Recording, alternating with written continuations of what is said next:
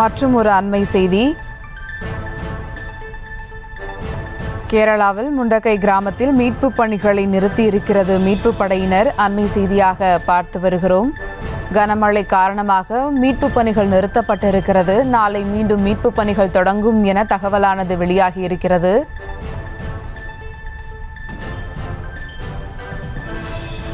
கேரளாவின் முண்டக்கை கிராமத்தில் மீட்பு படையினர் நிறுத்தியிருக்கின்றனர். முண்டக்கை கிராமத்தில் மீண்டும் கனமழை பெய்து வருவதை அடுத்து மீட்பு பணிகள் நிறுத்தப்பட்டிருக்கிறது. இன்று தற்காலிகமாக மீட்பு பணிகளை நிறுத்தியிருக்கிறது ராணுவ வீரர்கள்.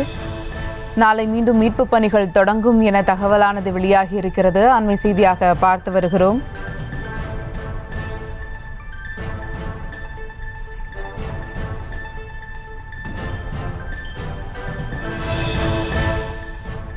மீட்பு பணிகள் நிறுத்தப்பட்டிருக்கிறது. இது குறித்த கூடுதல் விவரங்களோடு இணைகிறார் செய்தியாளர் வெங்கட். வணக்கம் வெங்கட், விவரங்கள்.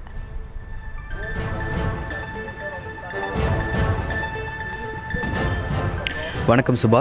கேரளா மாநிலம் வயநாடு மாவட்டத்தில் ஏற்பட்ட நிலச்சரிவுள்ள இருக்கக்கூடிய நபர்களை மீட்பதற்கான பணிகள் 3வது நாளாக இன்று காலை முதல் தொடங்கி நடைபெற்று வந்தது. இந்த நிலையில் இந்த முண்டகை பகுதியில் நடைபெற்று வந்த அந்த மீட்பு பணிகள் என்பது தற்பொழுது கனமழை காரணமாக நிறுத்தி வைக்கப்பட்டிருக்கிறது. ஒரு புறம் கனமழை, மறுபுறம் மோசமான வானிலை. அது மட்டும் இல்லாமல் இந்த நிலச்சரிவுக்கு காரணமான அந்த வெள்ளேரி மலையிலிருந்து வரக்கூடிய நீரோடைய ஃப்ளோ தற்பொழுது அதிகமாக இருப்பதன் காரணமாகவும் தற்பொழுது இந்த பகுதியில் நடைபெற்று வந்த அந்த மீட்பு பணியானது தற்பொழுது நிறுத்தப்பட்டிருக்கிறது.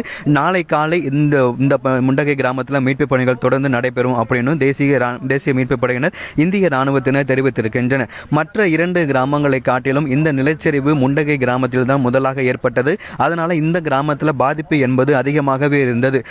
முன்பு கூட நாம் பார்த்திருந்தோம். இந்த சூரல் மலையைச் சேர்ந்த கிராமத்தை சேர்ந்த ஒருவர் கூறியிருந்தார், இந்த முண்டகை பகுதியில் 300 வீடுகளில் 270 வீடுகள் மண்ணில் புதைந்ததாக அவர் தெரிவித்திருந்தார். அதுவும் இல்லாமல் 30 வீடுகள் மட்டும்தான் கட்டடமும் இடியாமல் இருந்ததாகவும் அவர் தெரிவித்திருந்தார். அந்த 30 வீடுகளில் இருக்கக்கூடிய நபர்களும் தற்பொழுது மருத்துவ முகாம்களில் வைக்கப்பட்டிருக்கிறார்கள். தொடர்ந்து இந்த முண்டகை கிராமத்தில் மட்டுமே 400 போல உடல்கள் கிடைப்பதற்கான வாய்ப்பு இருப்பதாகவும் அவர் தெரிவித்திருந்தார். இந்நிலையில் இந்த இடத்தில் நடைபெற்று வந்த மண்ணில் புதைந்திருந்த நபர்களை மீட்பதற்கான பணிகள் என்பது கனமழை காரணமாகவும் மோசமான வானிலை காரணமாகவும் அதே போல அந்த வெள்ளேரி மலையிலிருந்து வரக்கூடிய நீரினுடைய அளவு அதிகரித்திருப்பதன் காரணமாகவும் இந்த பணிகள் என்பது நிறுத்தப்பட்டிருக்கிறது. தொடர்ந்து நாளை காலை இந்த பணிகள் தொடங்கும் எனவும் இந்திய ராணுவத்தினர் தெரிவித்திருக்கின்றனர். இந்த சூரல் மலையிலிருந்து இந்த முண்டகைக்கு தற்காலிக பாலத்தை அமைக்கும் பணியை தற்பொழுது இந்திய ராணுவத்தினர் மேற்கொண்டு வருகின்றனர். அந்த பாலம் நாளை காலை தயாராகிவிடும். அந்த பாலம் வழியாக இந்த முண்டகை கிராமத்திற்கு ஆம்புலன்ஸ்கள் கொண்டு வரப்படும் என தெரிவிக்கப்பட்டிருக்கிறது.